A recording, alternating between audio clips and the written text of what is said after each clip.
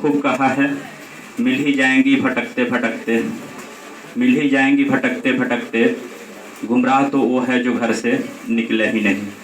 इसका जीता जगता उदाहरण आप सभी भी है कि जो कि अभी घर से निकल के पहली स्टेप पार किए हैं 10वीं की पढ़ाई। खासकर यही कहना चाहेंगे इस मंच से कि कोशिश ये करना है कि यहाँ पे ही पढ़ाई रोक नहीं दीजिएगा। ग्रामीण स्तर में अक्सर देखा जाता है कि 10वीं के बाद पढ़ाई को मान लिया जाता है एक उपलब्धि हो गई, या 12वीं के बाद, तो इसे जारी रखिए तभी कुछ अच्छा कर पाएंगे। अब इस सिलसिला में अंतिम घड़ी में आमंत्रित करना चाहते हैं पकड़ीदयाल के प्रतिष्ठित संस्था में से एक अनुपम ब्रांड के संचालक जितेंद्र सर को, सचिन सर को।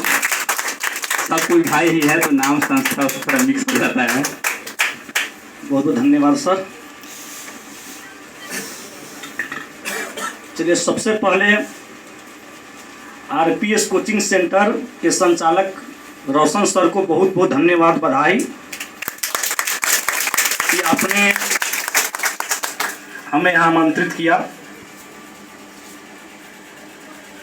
और उसके बाद आप सभी समस्त विद्यार्थियों को बधाई, और बधाई के साथ साथ बहुत बहुत शुभकामनाएं। देखिए, बधाई इसलिए दिए हैं कि आप मैट्रिक में सफल हुए हैं और भविष्य में अच्छे रिजल्ट के लिए मैं आपको क्या देता हूं, शुभकामनाएं देता हूं और अच्छा करें। यह मैट्रिक का जो रिजल्ट है यह एक क्षणिक सुख है। यह जो सुख है, चाहे आप खुशी है, यह एक क्षणिक खुशी है। इससे बेहतर आपको जीवन में करने के लिए बेहतर प्रदर्शन करना पड़ेगा, अनेकों कठिनाइयों का सामना करना पड़ेगा। बिना कठिनाई का सामना कर कोई आगे नहीं बढ़ता है।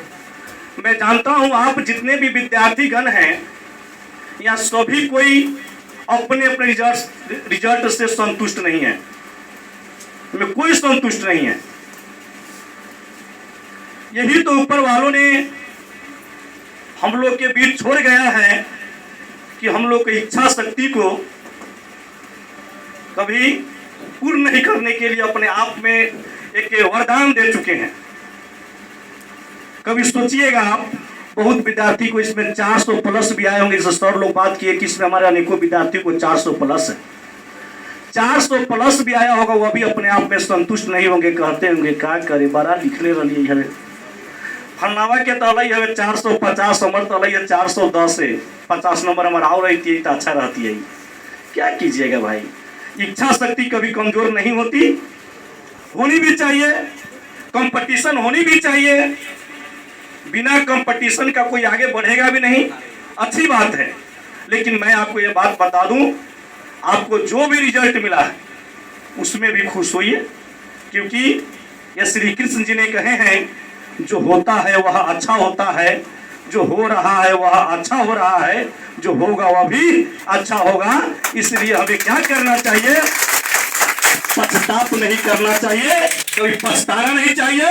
अगर सेकेंड डिवीजन भी किसी को है उसी पर संतुष्टि बनकर कहना चाहिए अच्छा हम सेकेंड किए हैं, फलनावा हमारा पर कमेंट कैला करे, इतना तो पढ़ लाई तो सेकेंडे कैल। इंटर में चक्रवृद्धि ब्याज लगाकर सधाओ और उसका बदला सधाने का काम करो कि मैं सेकेंड किया हूं तो इसके बाद 450 पार दिखलाने का काम करूंगा। यह बात अपने आप में इरादा लो, इरादा को मजबूत रखो। यदि आप अपने इरादा को मजबूत रखते हो आपका बेहतर रिजल्ट होगा। कभी भी जीवन में मैं आप सभी विद्यार्थियों को यह बताना चाहता हूं, कभी भी आप अपने जीवन में कठिनाइयों से मत घबराना, क्योंकि सब कोई तो कहता है सत्यमेव जयते, उपनिषद में चर्चा है सत्यमेव जयते, सत्य की ही जीत होती है। अच्छी बात है कि सत्य को परेशान किया जा सकता है, लेकिन सत्य को पराजित नहीं किया जा सकता है। लेकिन मैं अब सभी विद्यार्थियों और समस्त शिक्षकगणों को यह बताऊं तो आज तक यही हमने रिजल्ट देखा है कि कष्ट की भी जीत हुई है, कष्ट में जयते, कष्ट की भी जीत हुई है। जब तक आप कष्ट नहीं सहोगे तब तक आपकी जीत नहीं होगी। अरे कष्ट सहो भाई, आज पढ़ो, आज आप कष्ट सह रहे हो, गांव से चलकर पढ़ने आ रहे हो, यहाँ पढ़ रहे हो, धूप में पढ़ने आ रहे हो, 2 घंटा 3 घंटा 1.5 घंटा 1 घंटा जो भी सर लोग क्लास चलाते हैं, उनकी क्लास में आप बैठ रहे हैं। हम सभी को जानते हैं कि आज रील्स का जमाना आ गया है। जमाना कथी के बाहो? रील्स के जमाना बा। आदमी तब 2 सेकंड में ही केहू के पहचान लेवेला कि एकरा में का गुण बा का गुण नहीं के। यदि देखी न निमन हो बड़ा न निमन हो बड़ा, 2 सेकंड में ही आदमी की पहचान हो रही है। लेकिन हम शिक्षक गण में इतना तो है, अपने आप को तो गर्व महसूस करता हूँ भाई। आपको तो क्लास में 1 घंटा बैठा तो देता हूँ कम से कम, और 1 घंटा बैठा कर और आपको सुनाता हूँ तो उस रील्स से तो हम लोग अच्छा तो करते हैं। 1 घंटा तो बैठा कर तो पढ़ा लेते हैं, कोई 2 सेकंड में ही किसी को क्या करता है मतलब परख लेता है। देखिए होइएगा आप लोग, ये आपके जीवन से जुड़ी हुई बातों को मैं बोलता हूँ, ऐसा होता है। दूसरी बात मैं आपको ये बात बता दूं कि मैट्रिक सर बहुत अच्छे बात बताए हैं हमारे मनीष भैया, जो हम लोग से सीनियर हैं और हमारे पकड़ी दयाल को बहुत आगे बढ़ाने का काम किए हैं। आज हमारे पकड़ी दयाल के बच्चे अधिकतर जॉब में हैं, तो इनका बहुत बड़ा योगदान है। और मैं यही कहता हूँ, इंटरमीडिएट के बाद में जो भी विद्यार्थी होता है तो मैं तो कहता हूँ अब तो मेरे विद्यार्थी मनीष भैया के हवाले।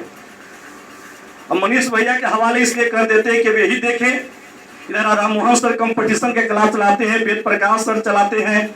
ये लोग हम लोग तो इंटरमीडिएट तक ही हैं भाई, आगे तो ये लोगों को हम लोग सौंप देते हैं कि भाई आप ये लोगों का भविष्य को और आगे बढ़ाइए, अच्छा रिजल्ट आएगा। देखिए जीवन में सफल होना है, मैट्रिक तो सफल हुए ही, सेकेंड हो फर्स्ट हो अच्छी बात है, मत घबराओ। बहुत बड़े बड़े विद्वान लोगों का जीवनी हम लोगों ने देखा है, जीवनी पढ़ा है, उससे मालूम चलता है कि अगर कोई चैलेंज देता है तो उसकी चैलेंज को आप स्वीकार करो, और जब चैलेंज को स्वीकार कर लोगे तब ही अपने जीवन में आगे बढ़ोगे।